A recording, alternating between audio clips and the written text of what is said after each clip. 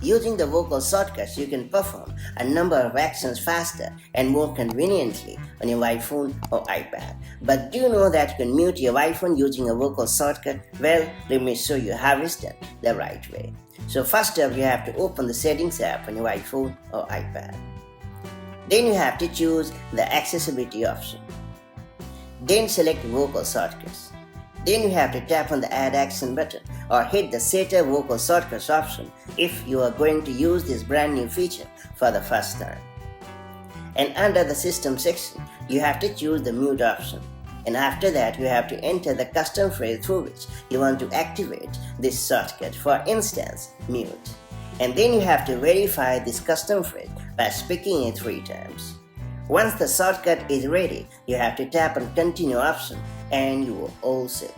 Going forward, you can mute your iPhone by just speaking mute, just like this. Super handy, isn't it? If you found this video helpful, do like and share it, and I'll see you in the next video with more such handy iPhone tips and tricks. Till then, stay safe and have a good time. Bye bye.